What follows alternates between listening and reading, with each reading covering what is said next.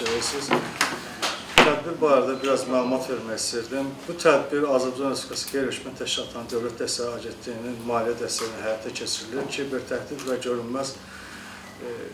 görünməz hücumlardan qorunma metodlarıdır. Yəni ki, maarifləndirmə işləri aparmalıdır.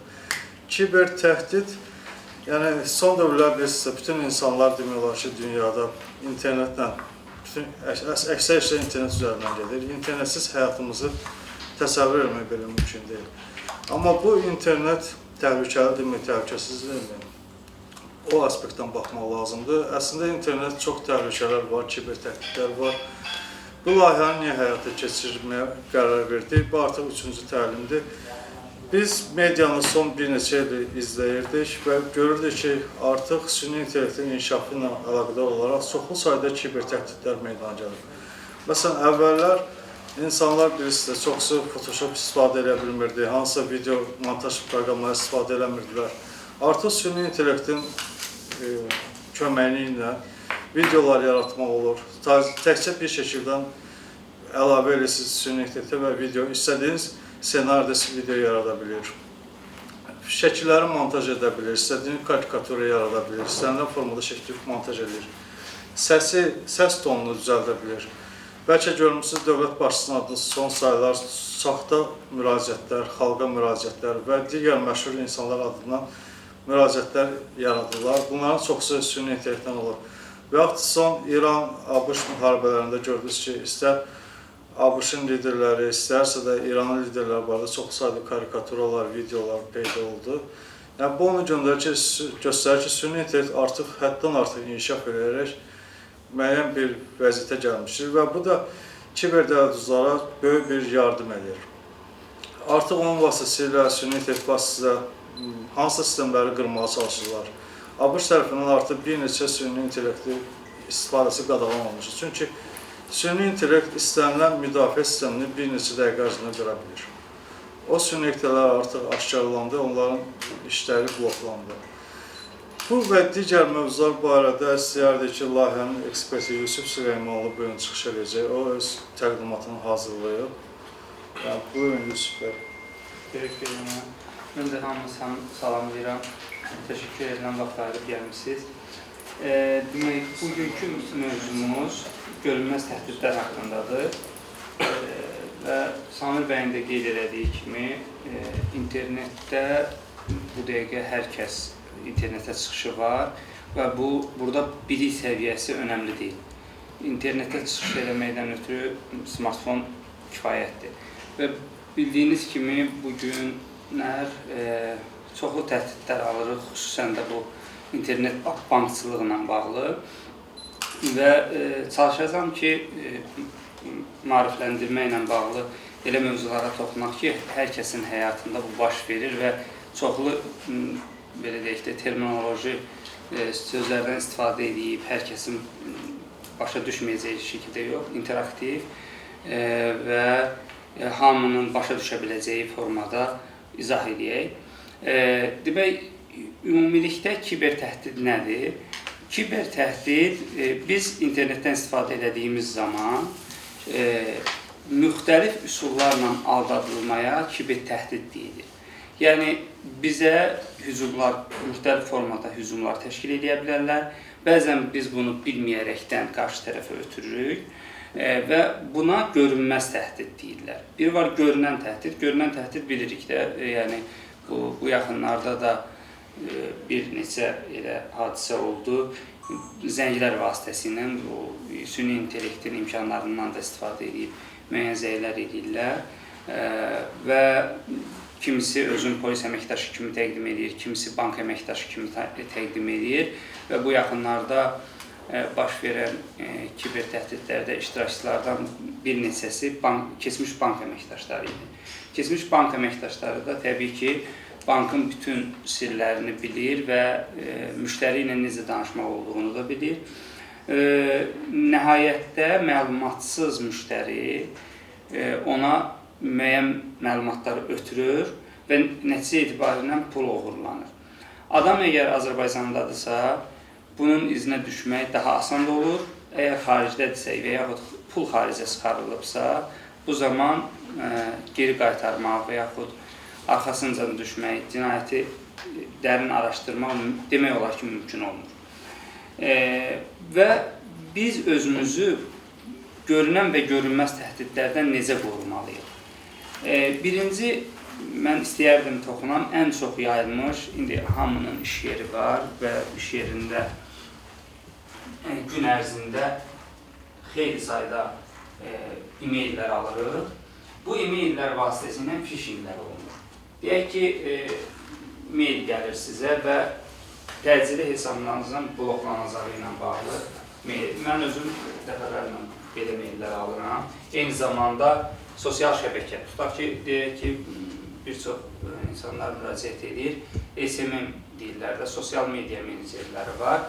Hansı ki, 50 minlik, 100 minlik səhifənin idarə edicisidir. Bu, dövlət sektoruna da aiddir. MyGov-un, digər dövlət strukturlarının səhifələrini idarə edirlər. Onlara mesaj gedir. Mesajda belə bir deyək ki, başlıq var, hesabınız bloklanacaq.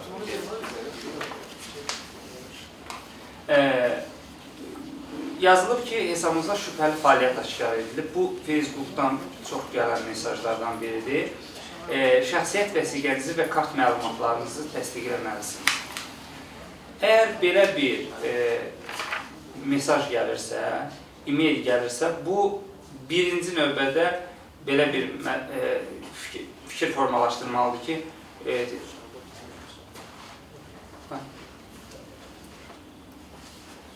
belə bir fikir formalaşdırmalıdır ki, bu artıq phishingdir. Yəni, phishing şəxsiyyət vəsiqənizi sizdən istəyir, eyni zamanda kart məlumatlarınızı istəyir. Siz əgər kart məlumatlarınızı, şəxsiyyət vəsiqənizi deyirsinizsə, bu artıq sizin hesabdan çıxarmağa qədər gətirib çıxara biləcək. Ona görə də adətən nələrə fikir verməliyik?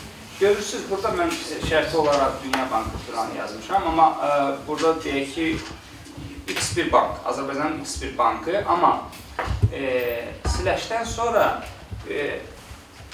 uzantı düzgün gəlmir.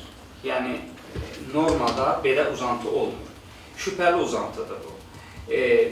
Bu linkə fikir verib, bilmək lazımdır ki, bu artıq phishingdir. Burada biz bunu phishing kimi qeyd edirik. Bu phishingin bir neçə əlaməti olur. Bu əlamətlər burada var. Biri linkdir, baxın, burada göstərilən link ki, hansı ki, bu link düzgün deyil. Yəni, bu formada linklər adətən olmur. Bu şübhə yaratmalıdır. Eyni zamanda iş yerlərində belə bir şey var. Report edirsən, report to, deyək ki, SOC. Bilirsiniz ki, SOC mərkəzləri yaradılır. Hansı ki, bu iş yerlərində bunu həyata keçirir xüsusi komanda. İş yerlərində işləyən bütün əməkdaşlar texniki bilikləri yüksək olmaya bilər. Amma onlar mütəxəssisdən dəstək almalıdırlar. Bunu hansı report to edirlər SOC-a və SOC bunu araşdırır ki, bu doğrudan da phishing mailidir, ya yox. Əgər doğrudan da phishing mailidirsə, bu mailləri bloklayırlar. Ümumiyyətlə, belə deyək, iş yerlərində xüsusi bu kimi linklərin gəlməsinin qarşısı maksimal alınır. Bəzən hətta dövlət orqanları, şirkətlər bir-birlərindən əlaqə saxlayırlar ki, biz sizə e-mail göndərmişik, e-mail gəlib çatmayıb sizə. Bu nə, harada baş verir? Və mütəxəssislər başlayırlar araşdırmağa ki, bu harada ilişib? Yəni, göndərən tərəfdənmi, yoxsa qəbul edən tərəfdənmi? Bəzən göndərən tərəfdə ilişir. Niyə? Çünki özləri bloklayır, şirkət özü bloklayır ki, mənim bu tələblərimə cavab verməyən e-maillər getməsin məndən. Çünki mənim reputasiyamı zədələyir. Qarşı tərəflər görür ki, buradan bir çox phishingə bənzər maillər gəlir və həmin domeni beynəlxalq sistemlərdə salırlar blok listə. Ona görə onun baş verməməsi üçün özünü sığortalayır. Bəzən də qarşı tərəf edir. Qarşı tərəf ona görə edir ki, misal üçün, bu yaxınlarda belə bir hadisə baş vermişdi, maillər bloklanırdı. Səbəbini axtarılıb ki, niyə bloklanır? Salam yazır maillərə və gün ərzində 100-dən çox salam başlığı ilə mail göndərir. Və orada da bloklanmanın bir səbəbi odur ki, eyni başlıqlardan istifadə eləmək. Məsələn, phishing maillərində çoxlu eyni başlıqlardan, məsələn, hesabınız bloklanacaq, təcili, bu kimi meylə. Eyni adam, o bilmək istəyir ki, bu göndərən robotdur, yoxsa real insandır. Real insan faktorunda o, əgər mail göndərirsə, normalda belə olmalıdır. Müxtəlif mövzulu maillər getməlidir bir adama. Deyək ki, çıxarış, hesabat, reporting, bu kimi başlıqlarla müəyyən gün ərzində işinə uyğun olaraq müəyyən maillər gedə bilər. Amma bu ki, biz ki görürük ki, eyni serverdən 100-dən çox eyni başlıqlı maillər gedir, bu artıq phishing əlamətidir. Deyək ki, növbəti belə bir Asan imzanın yenilənməsi ilə bağlı e-mail almışsınız. Amma burada görürsünüz ki, sizə yazan Asan xidmət komandasıdır. Gələn e-mail, deyək ki, gov.az-dan gəlib. Siz onun headerına da, indi mütəxəssislər bilir, headerına baxanda artıq onun hansı orijinal, hansı domenindən gəlib, onu görə bilirlər. Amma deyək ki, siz mütəxəssis deyilsiniz, sadəcə e-mailə baxıb nəticə görəcəksiniz burada. Asan imzanın yenilənməsi ilə bağlı məlumat verir sizə və deyir, 30 gün sonra bitir. Burada təcili, tələsdirmə anlamında bir şey yoxdur. İkinci deyir ki, yenilənmək üçün Asan xidmət mərkəzinə müraciət edə bilərsiniz. Sizi qeyri-ənənəvi yerə yönləndirmir. Onsuz da, deyək ki, Asan imza yenilənəndə Asan xidmət mərkəzinə, deyək ki, mobil operatorların xidmət şəbəkələrinə yönləndirirlər. Yəni, sizdən xüsusi qorunan məlumatları tələb edir, şəxsi məlumatları tələb edir. Deməli, bu phishing deyil. Yəni, phishing olma ehtimalı yoxdur. Çünki phishingdə qarşı tərəf cəhd edir ki, sizdən hər hansı bir məlumat təcili olaraq əldə edilsin. Bu da legitimdir və buna bənzər bir çox maaş artımı sənədi imzalayan və yaxud da ki, bəzən belə bir hətta metodlara rast gəlirlər. Küçədə HR yazırlar və yaxud da ki, maaş sənədi kimi fləşkanın üstünü etiketləyirlər və fləşkanı itirilmiş kimi hesab edirlər. Atırlar küçəyə, kimsə onda maraqlı olur, dərhal kompüteri taxıl, orada məlumat əldə etmək istəyir və artıq deyək ki, hacker orada öz əməliyyatını yerinə yetirə bilər. Bu kimi sənədləri açmazdan öncə hökmən kompüterdə əvvəla antivirus, deyək ki, çox maraqlı gəlir, bunu araşdırmaq istəyirik, amma hökmən antivirus və yaxud mütəxəssisə yönləndirmək lazımdır. İkinci məsələ, bu phishingi mən çalışıram bütün mövzularda danışaq, bu qeyd elədiyimiz bütün mövzularda danışaq. Deyək ki, parol məsələsi var, şifrənin uzun qoyulması. Şifrənin uzun qoyulması şərt deyil, şifrənin qarışıq qoyulması şərtdir. Biz indi baxın, burada mən 1, 2, 3, 4 görürsünüz, deyir ki, zəifdir və bunun sındırılma məsafəsi, zamanı anındadır. Mən uzadıram bunu, 14 saniyədə sındırıla bilər. Yenidən uzadıram, 10 gün çəkəcək bu kombinasiyanın asılması və bunu daha da uzadıram və milyon ilə qalxdı. Amma biz bunu daha qısa, amma müddətin uzun, yəni sındırılma müddətin uzun.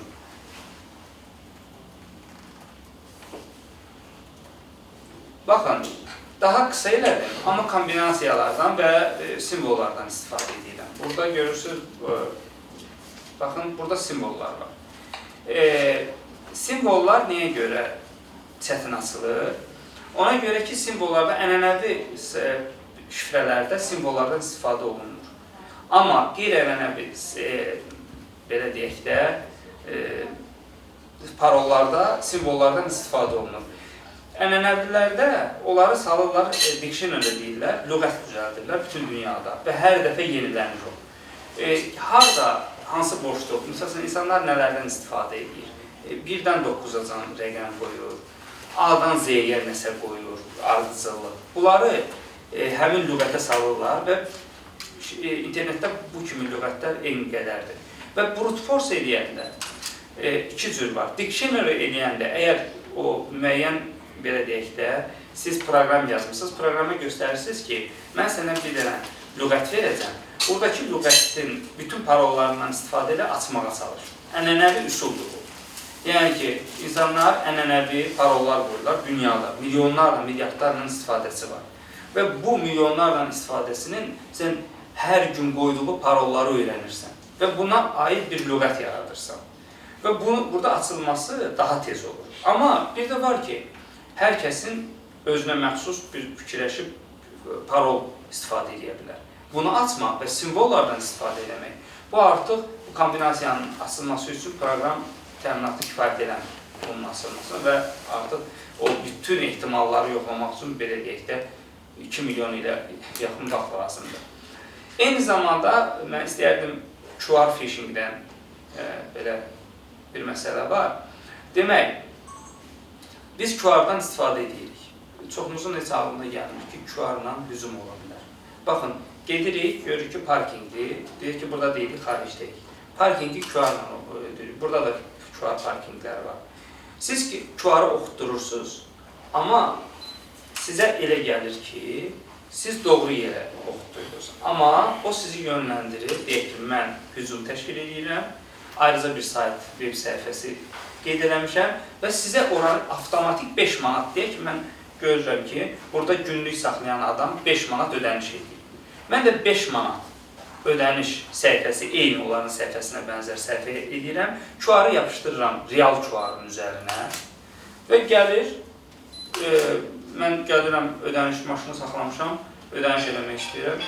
Vurdum üzərindən, kart məlumatlarını yazdım. Kart məlumatlarım artıq o səhifəni hazırlayan adamın əlindədir. O bütün kart məlumatları belə deyək də CVC-yə qədər onun əlindədir və o istənilən yerə ödəniş edə bilər. Bu özü QR, bu da belə deyək də çox adamın ağlına gəlməyən üsullardan biridir. Amma burada da yoxlamalı, restoranlarda misal üçün menü var, QR menyular var. Bəzən QR menyudan istifadə edib sizin başqa məlumatlarınızı götürə bilərlər və yaxud Wi-Fi QR-ları var ki, Wi-Fi ilə qoşulmaq üçün QR-ı oxutdurun. Orada diqqətli olmaq lazımdır və sizi yönləndirəcək yörəl deyirlər də, uzantıya baxmaq lazımdır ki, bu gerçəkdir yoxsa yox. Yəni, orada əgər qarışıq bir yörəl görürsünüzsə, demək ki, təhlükəlidir. Eyni zamanda biz tövsiyə eləmədiyimiz belə deyək də, metodlardan biri də odur ki, siz gedirsiniz, deyək ki, buradayıq, biz iclasdayıq, burada qoşulduq buranın Wi-Fi-na və başlayırıq ödənişlər eləməyə. Biz bilmirik ki, buranın Wi-Fi hansı formada qorunur, məlumatlar şifrəli gedir, yoxsa şifrəsiz gedir. Adətən, müəyyən biz saytlarda ödəniş eləməkdən ötürü biz ona baxırıq ki, bu sayt qorunan saytdır yoxsa yox, legal saytdır yoxsa yox, hər sayta girib ödəniş eləmək olur. Bildiyimiz kimi, müxtəlif oyun saytları var, belə deyək də, topazda bənzər saytlar var, hansı ki o bənzər saytlar var, hansı ki onlar sizin məlumatlarınızı tam qorunur. Və bəzən kimsə deyir ki, mən heç bir şey eləməmişəm, bank hesabından pullar çıxılıb. Necə çıxılıb? Məlum olur ki, hansısa bir oyun saytı olub, girib ora. Orada da deyək ki, oyun almaq istəyir, telefonuna oyun yükləyir. Kart məlumatlarını daxil edib ora. Kart məlumatları daxil olandan sonra virus düşür, telefona xüsusi bot yazılır, onun vasitəsilə məlumatlar əldə edilir və kartın məlumatları, hətta əvvəllər belə bir şey olurdu, bir neçə bankda olmuşdur, hansı ki, mobil bankingdə deyək ki, hamımızın tanıdığı ABB tətbiqi var, bir vaxt tətbiqi var. Bu sessiyalar açıq qalır, telefonda müəyyən müddət açıq qalır. Biz açırıq, ödənişimizi edirik telefonu. Siz düşünün ki, həmin sessiya açıq qaldığı müddətdə sizin telefonunuza uzaqdan qoşulub olurlar. Telefon yanını sönür, siz heç nə eləyə bilmirsiniz. Telefon bir anlıq donur. Amma arxada sizin mobil tətbiqinizdə əməliyyat həyata keçirirlər. Bunun olmaması üçün indi Mərkəzi Bankın da tələbləri var, adüd tələblərində də bu qeyd olunur. Hansı ki, mobil banking və internet bankçılıqda müəyyən müddət təyin olunur ki, deyək ki, mən mobil tətbiqi açdım. Çünki istifadəçi bu kimi hücumlardan məlumatda deyil. məlumatda olan bank tərəfidir. Məlumatda olan mərkəzi bankdır, eyni zamanda auditdir. Onlar bilirlər ki, bu kimi hücum metodları var. Bunun baş verməməsi üçün nə etmək lazımdır? O zaman banka tələb qoyurlar ki, belə bir tətbiq yaratmışsınız, çox gözəl, işi asanlaşdırmışsınız, amma eyni zamanda istifadəçilərin təhlükəsizliyini təmin edir. Bunu necə təyin edirlər? Deyirlər ki, deyək ki, 15 saniyədən sonra bloka düşsün. Yəni, 20 saniyə, 15 saniyə, 30 saniyə maksimum istifadə eləmirsə istifadəçi, təkrar hər hansı bir əməliyyat eləmək istəyəndə mobil tətbiqində təkrar sizdən barmaq izi və yaxud ikinci, belə deyək də, approve istəsin ki, ikili qoruma təsdiqini alsın, sonra girsin. Deyək ki, hətta siz parolunuzu vermiş olsanız belə qarşı tərəfə, o təkrar ondan istifadə eləməyəndə sizdən təsdiq istəyəcək. Ya asan imza təsdiq istəyəcək, ya sima istəyəcək. Axırı bu ikili qorunmadan hansınsa birini istəyəcək. Artıq o mərhələndir ki, burada bank məsuliyyət daşımır, çünki istifadəçi özü məsuliyyət daşıyır. İstifadəçinin də, bizim də çalışdığımız odur ki, istifadəçi də məlumatda olsun ki, bu kimi metodlar var.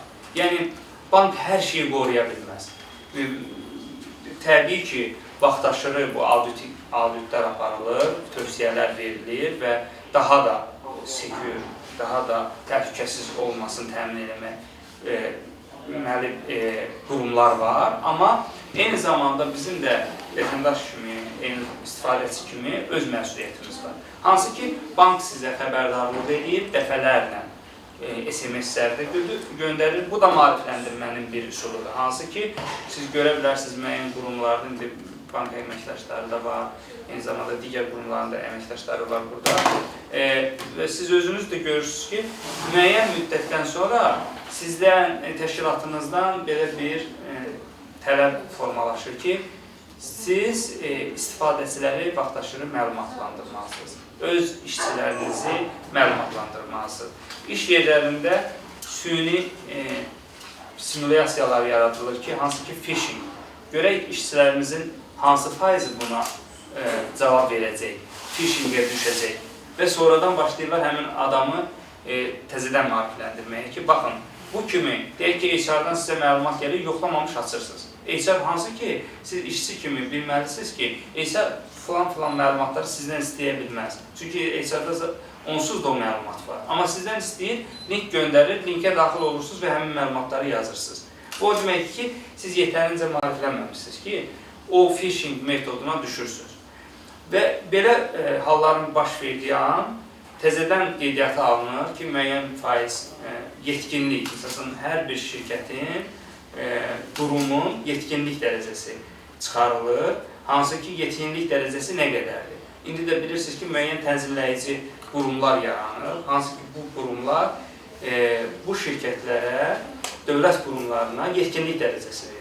Və bundan sonra müəyyən tənzimləmələr də baş verir, hansı ki, lisenziyanın verilməsi. Onlar qarşılarında belə bir məsələ qoyurlar ki, deyək ki, 70% yetkinlik dərəcəsini keçməyən hansısa bir qurum artıq lisenziyası varsa yenilənməsin, yoxdursa verilməsin. Və yaxud minimal lisenziyanın verilməsi deyək fintechlərə və bank təşkilatlarına 49-50% informasiya security tələbini ödəməyən bank təşkilatları lisenziya ala bilmirlər. O gərək tələbləri formalaşdırarlar, sübut edirlər ki, biz bu tələbləri yerinə yetiririk, ondan sonra onlar hansısa sertifikatı ala bilərlər. Eyni zamanda burada sosial mühəndislik məsələsi var. Deyək ki, burada da biraz diqqətli olmağımız lazımdır. Hansı ki, iş yerlərində də çox istifadə olunur. Biz iş masalarımızdan hansısa şəkilləri paylaşırıq və bu sosial mühəndislik nədir? Sosial mühəndislik hansısa bir şəxslər izlənilir, müəyyən müddət ərzində bu hakerlər tərəfindən olur və aldadıcı metodlarla məlumatlar əldə edirlər. Ta ki, şəxsiyyət vəsiqəsinin fini nədir? Biz elə bilirik ki, bir dənə fini ötürdük, finlə neyəcək ki? Deyək ki, belə deyək də, şəxsiyyət vəsiqəsinin nömrəsi ilə neyəcək ki? O, puzzle'lar kimi birləşdirir, sonda müəyyən bir hücum həyata keçirirlər. Bu hücum bir gündə baş vermir. Müəyyən müddət sərf edirlər, onlar sosial mühəndisliklə, onlar belə deyək də, biz qarşımızdakı zəif bilməməliyik, çünki bilməliyik ki, onlar təhsilli adamlardır və bu barədə bizdən də daha yaxşı bilirlər və bu metodlardan istifadə edirlər. Onlar müəyyən məlumatları, vaxtaşırı əldə edirlər və sonda nəticə etibarilə hücumu təşkil edə bilirlər. Bu, aviasiya biletlərinə qədər gedib çıxardır. Çünki orada çekim məsələləri var, çekim məsələlərində müəyyən pasport məlumatları istəyirlər. Və bu metodlardan istifadə edib sizə maddi, mənəvi hər cür ziyan vura bilərlər. Ona görə də biz məlumatları paylaşarkən diqqətli olmalıyıq. Deyək ki, buradan və yaxud digər yerlərdən şəkil paylaşırıqsa, biz bilməliyik ki, burada şəxsi məlumat paylaşılmır. Deyək ki, ekranda mən hansısa bir həssas məlumat açmışam, işlə bağlı və yaxud özümlə bağlı və kimsə mənim buradan şəklimi çəkir və yayılır. Bu sosial şəbəkədə yayılır və kimsə onu götürür. O deməkdir ki, hələ götürdüyü anda sizə hücum edəcək. Bu saxlanılır və digər proseslər sonraya saxlanılır ki, bu iş yeri buradadır, mütəmadi olaraq getdiyi yerlər bunlardır və metadata bilirsiniz. Metadataya müəyyən, deyək ki, şəkil çəkilir, şəklin daxilində data var. O data koordinat göstərir, vaxt göstərir. Hansı ki, siz əgər, deyək ki, müəyyən qurumda işləyirsiniz, o məlumatlar paylaşıla bilməz. Deyək ki, bu günün məlumatı paylaşıla bilməz ki, siz harada olmuşsunuz. Siz təsadüfən bir şəkil paylaşırsınız və bilin ki, əgər həmin günün şəkil paylaşmalı deyildiniz, ümumiyyətlə məlumat paylaşmalı deyildiniz ki, siz Nizami metrosunun ətrafında olmuşsunuz. Amma şəkillə o datanı kiməsə ötürdünüz. Və ona görə də biz hesab edirik ki, bu kimi məlumatları ötürməzdən əvvəl diqqətli olmalıyıq. Biz demirik ki, ümumiyyətlə heç nə paylaşılmasın, belə bir məsələ yoxdur. Hamının şəxsi həyatı var, rahatlığı var, şəkil paylaşıla bilər. Amma həssas məlumatları paylaşanda diqqətli olmaq lazımdır ki, sonra ciddi problemlərə çıxarmasın. Belə deyək, mən istəyərdim bu URL analizindən danışım. Deyək ki, sizə hər hansı bir metoddan hücum edirlər və siz hansısa bir linkdən şübhələnirsiniz. Bununla bağlı internetdə çoxlu sayda URL analiz edən saytlar var. Siz süni intellektlə danışa bilərsiniz. Hamımız süni intellektlə danışa bilirik. Biz indi ən məşhur ChatGPT bilirik, amma Cloud var, hansı ki, indi ChatGPT-dən də daha çox istifadə olunur. Xüsusən bu informasiya texnologiyaları sayəsində mən qənaətim ondan ibarətdir ki, Cloud daha belə üst səviyyədir. Belə eləmək olar. Bilmiriksə, mütəxəssis də yoxdursa yanımızda, dərhal gələn hər hansı bir phishingə bənzər nəsə görürsünüzsə, yükləyirsiniz, şəkli çəkib yükləyirsiniz süni intellektə. Süni intellekt sizə ipuclarını verir ki, baxın, mütəxəssis deyilsiniz, amma baxın, burada mən şübhəli məqamlar görürəm. Siz bunları dəqiqləşdirə bilmirsinizsə, açmayın və yaxud mail göndərməyin. Və biz bu metodlarla özümüzü qoruya bilərik. Bu, belə deyək də, ən sadə və əlçatan metoddur. Ki, biz evdə oturmuşuq, deyək ki, gecə saat 10-dur, mütəxəssisə müraciət edə bilməliyik, amma işlə bağlı təcili mail almışsınız. Siz aydınlaşdırmaq istəyirsiniz ki, bu təcilidir, yoxsa təcili deyil və yaxud ümumiyyətlə sizə aidiyyatı yoxdur bu məsələnin. Bunu aydınlaşdırmaqdan ötürü hökmən, belə deyək də, indi hər kəsin əl çatanlığı, indi ChatGPT-yə var, kimlərsə Copilot istifadə edir, hansı ki, Office 365 e-maili olan adamlarda o Copilot ümumiyyətlə free versiya var, ondan istifadə edə bilər. Belə deyək, görünən təhdidləri hamımız görürük və tədbirliyik və bir də var görünməz təhdidlər. Görünməz təhdidlər, mən çalışdım ki, görünməz təhdidlər haqqında danışaq və görünməz təhdidlər burada dediyim kimi phishing metodları var, hansı ki, o da görünməz hesab olunur. Biz onun gerçək olduğuna inanırıq bu özü görünməz təhdiddir. Eyni zamanda o QR texnologiyası ilə, sosial mühəndisliklə və bir sonda da bu kriptovalyuta ilə bağlı məsələ var. Hansı ki, kim əgər kriptovalyuta istifadə edirsə, onlar da diqqətli olmalıdır. Bu, belə deyək, ənənəvi bankçılığı çox adam bilirlər ki, hansı məlumatları qarşı tərəfə ötürsək, bizim bank məlumatlarımız oxurana bilər, yaxud hesabımıza ziyan gələ bilər. Amma bir digər üsul da var ki, kriptovalyuta məsələsi var, hansı ki, onun da istifadəsi çox adam tərəfindən olunur, amma bilmirik ki, hansı məlumatları qarşı tərəfə ötürsək, bizə ciddi ziyan dəyə bilər. Belə deyək, cüzdan var, wallet var, hansı ki, walletda 12 sözlük seed phrase var. Həmin onu kiməsə göndərmək sizin hesabınızın uğurlanmasına gətirib çıxarır. Bir ki, cüzdanın paroludur. Yəni, seed phrase'i heç kimə demək olmaz.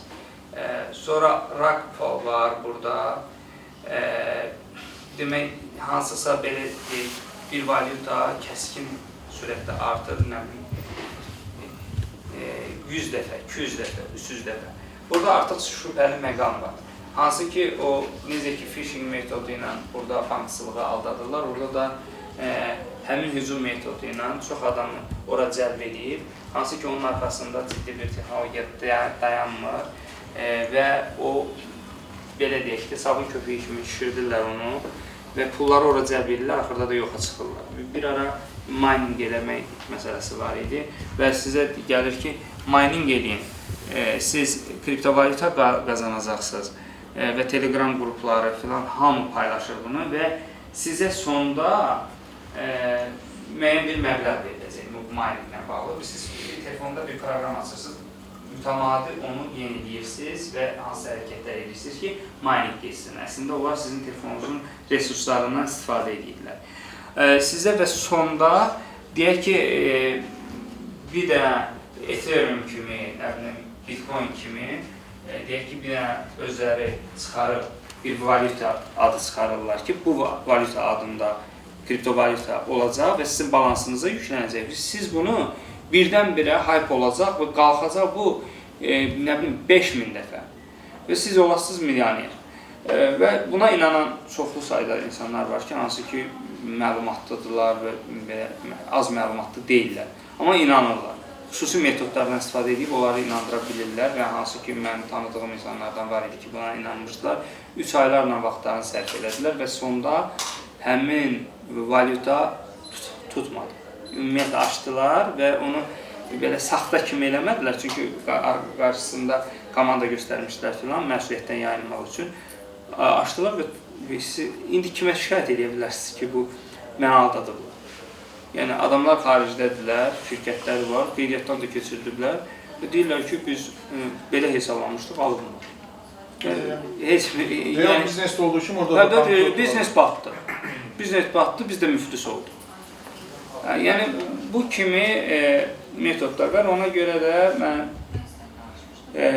məsləhət görərdim ki, əgər deyək ki, biz elektron puldan istifadə edilirsə, orada da məlumat olmalıdır. Nə istifadə ediriksə, orada məlumat olmalıdır. Yəni, bəzən kimlərsə ki, necə kriptovalyuta istifadə edilmirsən və yaxud alıb satmırsan. Mən adam tanıyıram ki, məsələn, deyək ki, 1000 yox, bir 3000-dən yuxarı dollar pul qoymuşdu. 18-ci ildə onu da elə bir tələyə salıb 3000 dollar pul qoydu. O adam üçün 3000 dollar pul çox pul idi və qoydu, bu yaxınlarda satdı. Sata bildi, yəni 3000 dolları çıxarmaq üçün və qazanc əldə eləməkdən ötürü yox. O, belə deyək də, 8 il müddətində o adamın 3000 dolları qaldırdı. Çünki o elə bir səviyyə düşmüşdü ki, bir ara düşdü 500 dollar oldu, bir ara düşdü 200 dollar oldu, qaldı, unutdu o pulu ki, nə vaxt qalxar, heç olmasa öz pulunu çıxarar. İzlədi, enerjisini nəyə sərf elədi, heç bir qazanc əldə eləmədi.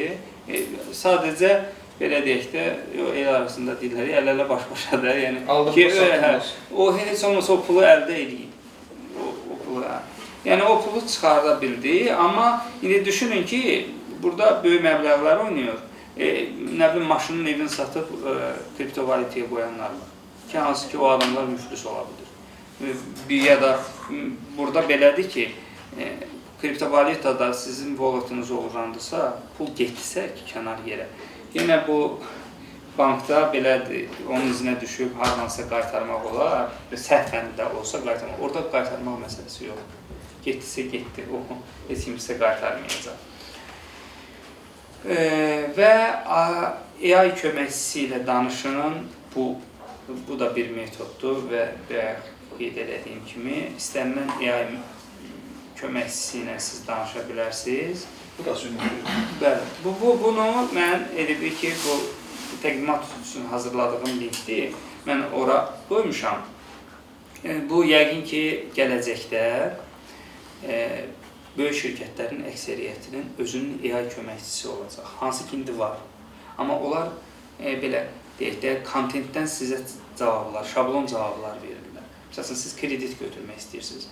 Yəni, adınızı yazırsa, o gedir bazadan çəkir. Deyək ki, siz problemli kreditdə siz deyilsiniz. Sizin ümumiyyətlə əmək haqqınızı, riyazi hesablamalarını hesablayır, sizə cavab qaytarır. Bu, hal-hazırda tətbiq olunur. Amma birazdan daha geniş formada AI tətbiqləri olacaq, hansı ki, o agentləri artıq hər şirkət özü edəcək. AI komandaları formalaşır və orada artıq biz necə ChatGPT ilə danışırıqsa, eləcə də həmin AI komandaları ilə danışacağıq, hansı ki, onlar bot şəklində və modul şəklində yüklənəcək. Onu necə danışacaq, vaxt itirməyəcəksiniz. MyGov-dasınızsa, siz MyGov-un belə deyək də 40%, 50% yükünü ötürəcəklər onun üzərinə. Avtomatik qərar verə biləcək artıq. Yəni, özü hesablayıb qərar verə biləcək. Burada indi göstərilən kontentə uyğun qərar verir. Amma orada indi necə ki, ChatGPT qərar verir, Cloud qərar verir. Orada da həmin agentlər qərar verə biləcək. Sadə vətəndaş Təhlükəli deyil o. Hə? Təhlükəli deyil. İndi onun təhlükəsizliyi, AI mühəndisliyinin də təhlükəsizlik tərəfi olur da, harada nə yaranırsa, indi əvvəllər DevOps yarandı, sonra DevSecOps yarandı ki, onun təhlükəsizliyini təmin etməklə ötürü. İndi bunu da yəni ki, təhlükəsizliyini təmin etmək, orada da təbii ki, boşluqlar olacaq. İndi hansı boşluqlardan istifadə? Çünki ilk dəfə, belə deyək ki, production'a çıxır bir məhsul, həmin məhsulu biz tam olaraq yoxlaya bilmərik. Düzdür, indi bilirsiniz də QA engineering var, hansı ki, onlar boşluqlara baxırlar ki, hansı boşluqlar var. Amma onların da gözlərindən yayınan nələrsə olur və bu təkminləşdirmə, belə deyək də, neçə qurbandan sonra orada da. Amma burada belə deyək də, əgər bir yaxşı məsələ var ki, vətəndaşın məsuliyyətini tam olaraq belə dövlət qurumları götürəcək üzərinə. Əgər siz onun botundan istifadə edirsinizsə, hər hansı bir çətinliklə sığortalanmış şəkildə siz necə ki banka pul qoyursunuz, o sığortalanır. Eləcə də burada elə bir ki siz sığortalanırsınız. Şəxsi məlumatlar əgər itirilibsə, hər hansı bir problem baş veribsə, artıq qarşı tərəfin məsuliyyətindədir. Belə, mənim danışacaqlarım bunlar idi. Suallar varsa, ekspertə verə bilərsiniz. Mənim belə bir sualım var. Bayaq eyni başlıqlı e-maillərin göndərilməsi. Biz bir beynəlxalq konferansla bağlı bir neçə təhsil müəssisələrinə eyni başlıqda 2 dəfə məlumat göndərmişik. Bir, beynəlxalq konferansa dəvət, bir də beynəlxalq konferans haqqında məlumat. Yəni, onun eyni e-maildən göndərilib, amma ayrı-ayrı e-mailləri. Yox, heç bir problemi yoxdur. Çünki mövzu eyni olur. Yox, siz birinci növbədə o necə təyin olunur? Orada limit var. Limiti 2 və ya 3. 5-10 arası olur. Belə deyək, 5 də olsa, 10 da olsa, adətən limit 50-dən yuxarı olur eyni başlıqlarda. Niyə? Çünki düşünülür ki, müxtəlif şirkətlərə eyni mövzulu bir çox bayram təbriki gedir şirkətlər arasında. Amma eyni mövzulu görürlər ki, bu həm də onun bir meyardan asılı deyil. Həm də Bir meyardan asılı deyil. Tezliyindən asılıdır. Dayanmadan göndərirsiniz. Sonra biri var ki, siz 50 nəfəri seçib göndərirsiniz. Biri var ki, bir göndərirsiniz 50 nəfərə ayrı-ayrı. Bunun özü də təsəvvür ki, təyin edir, təhdidin növün təyin edir. Məsəl üçün, orada göndərilənlərdən çoxsu tək-tək seçirdi, hər adama ayrı-ayrı bir mövzuda nəsə göndərirdi. Eyni, məsəl üçün, deyir ki, salam yazıb göndərir. Amma burada belə bir şey var ki, məsəl üçün, bayram təbriklərində və şirkətlər belə bir metoda tətbiq edir. Deyir ki, biz eyni anda 1000 nəfərə deyək ki, bildiriş mesajı göndərəcəyik. Hansısa bir kampaniyanla bağlı bütün şirkətə getməlidir, eyni gündə. Və onlar ona vurmalıdır həmin linkə, qeydiyyatdan keçməlidir və ona həmin o promo kod var, deyək ki, 2 gün onun müddəti var. Həmin 2 gündə şirkətdə, o şirkət daxili işçilər ondan istifadə eləməlidir. Deyir ki, limiti qaldırın. Hansı ki, o e-mailə baxan şəxslərə deyirlər ki, bu mailləri ağ list deyək də, white list deyirlər, o ağ listə salın ki, bunlar bloklanmasın. Xüsusi linklər, xüsusi e-maillər. Yəni, bu qoruma metodu. Siz götürsəz, bütün onu qaldırsar aradan, şirkətdən bir nəfərdən məlumatsızsa ki, filan gün, filan saatda mail gedəcək hamıya. Həmin gün siz istifadə edə bilərsiniz. Kiməsə ötürsələr məlumatı. Həmin adamlar o metoddan istifadə edib hücum təşkil edə bilərlər. Amma onlar elə eləyirlər ki, müəyyən, məsəl üçün, güvənilir. Deyək ki, hansısa magazinin bir, deyək ki, e-mailindən bir məlumat gələcək. Bu güvənilirdir, bu ümid güvənilirdir. Bunu salırsınız ağ listə və sizə mane olmasın. Həmin müddət bitdi, onları da çıxardırsınız ki, səhər onların maillərində hər hansı bir problem olar, sonra o da təhdid yaradar sizin üçün. Çox sağ olun. Belə bir sualım var idi. Bu 2 gün öncə gəlib hamımızın məlumatı orada bu Azərbaycan Beynəlxalq Bankının bir-iki banklara hesablarda olan məbləğlər itdi, sonra qaytarıldı. Sonradan rəsmi məlumat Milli Bank verdi ki, bu texniki problem idi. Yəni, kiber təhdid deyildi. Amma Azərkartdan da biraz məlumatlar elə bir üst-üstə düşmədi, tam olaraq da olmadı. Sualım ondan ibarətdir ki, bir vətəndaş olaraq, bir beynəlxalq kartının istifadəçisi olaraq, mən gələcəkdə bu kimi təhdidlərin qarşısını almaq üçün kartı bloklaşdırmaqdır, digər metodlar, başqa hansı metodlardan istifadə edə bilərəm və ya hansı məlumatlara əsaslanaram ki, mən o təhlükəsiz tədbirlərini görürüm. Çox anlamlıdır. Bu belədir. Əslində yaxşı sualdır, çünki hamının maraqlanır. Günümüzdə baş verər. Hamı kim görür, elə onunla bağlı biz danışırıq ki, hansı problemlər var bu mobil bankçılıqla bağlı. Demək, mən bildiyim qədərinə, mənim üçün də maraqlı idi o ki, nəyə görə baş verib. O, kiber hücum deyildi. Texniki məsələ idi və orada backupların qaytarılması zamanı problem yaranmışdı. Üst-üstə düşməmişdi. Deyək ki, siz 3 gün bundan əvvəl sonuncu backup qaytaranda necə olur? Yəni, son. Biri var ki, sonu qaytardılar, bərpa edə bildilər, o müəyyən, belə deyək də, texniki problemi aradan qaldıra bildilər. Ancaq məsələ nədir? Məsələ odur ki, siz bankda saniyə də önəmlidir. 5 saniyə bundan əvvəl bir əməliyyat eləmişsiniz, sizə o təkrar ya minusa gedir, ya plusa gedir. Əgər hücum olsaydı, pluslar olmayacaq idi, ancaq minuslar olmalı idi. Amma burada pluslar da var idi. Kimlərəsə əlavə pullar yüklənmişdi. Necə ki, sizə pul gəlib, siz o pulu göndərirsiniz. Amma güya ki, sizə təkrar pul gəldi. Yenə də plus 200 misal üçün. O əməliyyat gününə təsadüf eləmişdi və sizə həmin kimlərdə ki, problem olmuşdu, hamıda olmamışdı. Və onlar nə etdilər? Götürdülər, girişi bağladılar. Niyə görə girişi bağladılar? Kimlərəsə əlavə pullar gəlmişdi. Həmin gələn pulları müəyyən adamlar çıxardır. Xərcləyə bilirlər. Və xərcləyəndən sonra banklar üçün böyük yük yaradır.